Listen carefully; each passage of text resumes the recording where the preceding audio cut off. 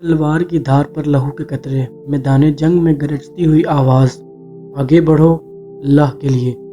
یہ تھا خالد بن ولید رضی اللہ تعالیٰ عنہ کا جنگی نعرہ، جنہوں نے سینکڑوں فتوحات کے دروازے کھول دیے، اور جنہیں رسول اللہ صلی اللہ علیہ وآلہ وسلم نے سیف اللہ کی تلوار کا خطاب دیا۔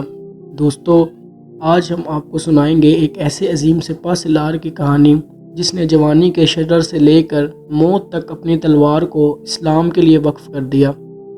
وہ کہانی جنہیں جنگی چالوں کا جادو، ایمان کی مضبوطی اور تاریخ کے خونین میدان آپ کے سامنے زندہ ہو جائیں گے۔ حضرات محترم، مکہ کی وادیوں میں ایک نوجوان گھوڑے پر سوار، نیزہ ہاتھ میں اور سر پر قبائلی عزت کا تاج، یہ تھے خالد بن ولید رضی اللہ تعالیٰ عنہ، جنہیں بچپن سے ہی جنگی مہارت میں کوئی ثانی نہ تھا۔ قبیلہ بنو مخزوم کے اس معروف سردار نے اپنی جوانی کے دن غزوہ احد میں کفار کی طرف سے لڑتے ہوئے گزاری۔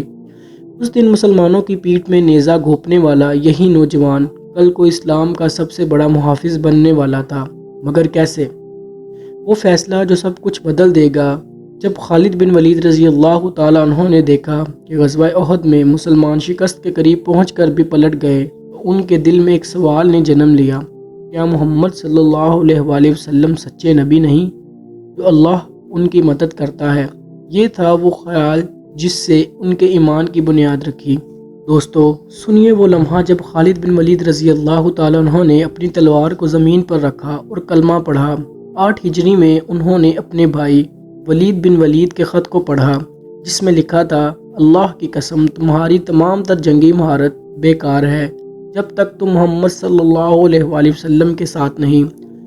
خالد راتوں رات مدینے پہنچے۔ رسول اللہ صلی اللہ علیہ وآلہ وسلم نے انہیں دیکھتے ہی فرمایا: خالد، تمہاری عقل تمہیں یہاں لے آئی ہے، میں جانتا تھا کہ تمہارا دل روشنی تلاش کر رہا ہے۔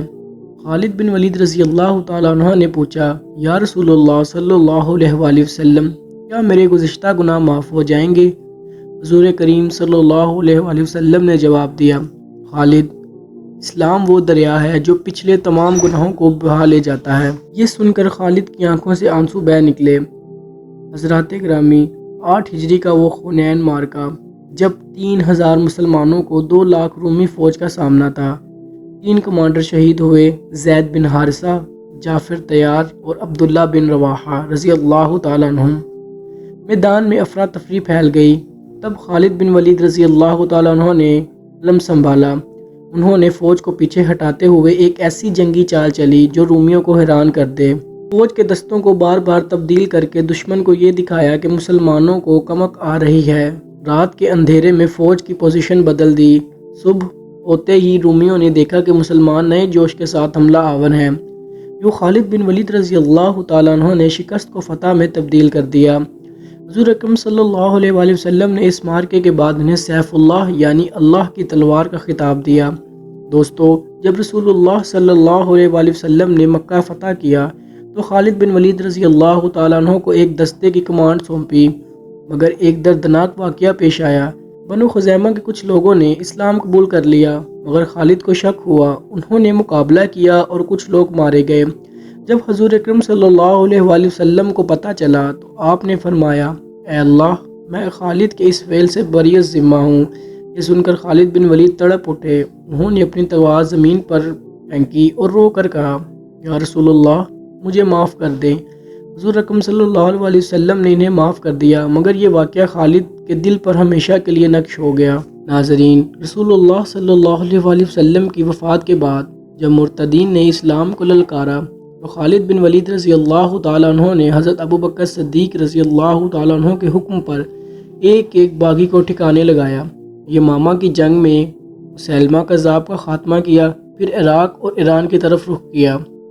خالد بن ولید رضی اللہ تعالیٰ عنہ اپنے جرنیلوں کو نصیحت کی: دشمن کو کمزور سمجھ کر غفلت نہ کرو، ہر جنگ پہلی جنگ کی طرح لڑو۔ ان کی جنگی حکمت عملیوں نے فارسی افواج کو گھٹنے ٹیکنے پر مجبور کر دیا۔ دوستو، 13 ہجری میں وہ عظیم جنگ جس نے روم اور اسلام کا فیصلہ کیا، 40,000 مسلمانوں کو 2 لاکھ رومیوں کا سامنا تھا۔ خالد بن ولید رضی اللہ تعالیٰ عنہ نے فوج کو 36 دستوں میں تقسیم کیا۔ رات کو چاندنی میں انہوں نے اپنے مشہور آخری حملے کی حکمت عملی بنائی۔ خالد نے فوج سے کہا تمہارے پیچھے جنت ہے اور آگے دشمن، اب انتخاب تمہارا ہے۔ مسلمانوں نے یکجان ہو کر حملہ کیا۔ خالد خود آگے تھے۔ ان کا نعرہ تھا جو ہمارے لیے جہاد کرتے ہیں ہم انہیں اپنے راستے دکھاتے ہیں۔ رومیوں کی فوج تتر بتر ہو گئی۔ یوں شام مسلمانوں کے قدموں میں آ گیا۔ حضرات، جب حضرت عمر فاروق رضی اللہ تعالیٰ عنہ خلیفہ بنے تو انہوں نے خالد بن ولید رضی اللہ تعالیٰ عنہ کو کمانڈر کے عہدے سے ہٹا کر ابو عبیدہ بن جراح رضی اللہ تعالیٰ عنہ کو مقرر کیا۔ وجہ لوگوں کا خالد پر اتنا اعتماد کہ وہ فتوحات کو اللہ کی بجائے خالد کی منت سمجھنے لگے۔ خالد نے بغیر کسی شکایت کے حکم مانا۔ انہوں نے کہا میں اللہ کے لیے لڑتا ہوں، عہدے کے لیے نہیں۔ ایک مرتبہ حضرت عمر رضی اللہ تعالیٰ عنہ نے خالد کو دولت جمع کرنے پر تنبیہ کی۔ خالد نے اپنا گھر کھول دیا، کچھ نہ تھا سوائے ایک پرانا گھوڑا اور ایک تلوار۔ حضرت عمر رضی اللہ تعالیٰ عنہ کی آنکھیں نم ہو گئیں۔ دوستو، خالد بن ولید رضی اللہ تعالیٰ عنہ نے اپنی زندگی کے آخری دنوں میں کہا میں نے 100 جنگوں میں حصہ لیا، میرے جسم پر کوئی جگہ نہیں جہاں زخم یا نیزے کا نشان نہ ہو، مگر میں بستر پر مر رہا ہوں۔ اے اللہ، یہ موت مجھے قبول نہیں۔ ان کی وفات 21 ہجری میں ہوئی۔ حضرت عمر رضی اللہ تعالیٰ عنہ نے ان کے جنازے میں شریک ہوتے ہوئے کہا تمہاری مانند کوئی نہیں، تمہارے بعد ہر سپاہی کم نظر آئے گا۔ دوستو، عہدے کی بجائے اپنے مقصد پر نظر رکھو۔ خالد کی جنگیں ہمیں سکھاتی ہیں کہ منصوبہ بندی اور اللہ پر بھروسہ یکجا ہو تو فتح یقینی ہے۔ فتوحات کے باوجود خالد بن ولید رضی اللہ تعالیٰ عنہ نے کبھی غرور نہ کیا۔ حضرات محترم اور عزیز سامعین، حضرت خالد بن ولید رضی اللہ تعالیٰ عنہ کی تلوار آج بھی تاریخ کے صفحات میں چمک رہی ہے۔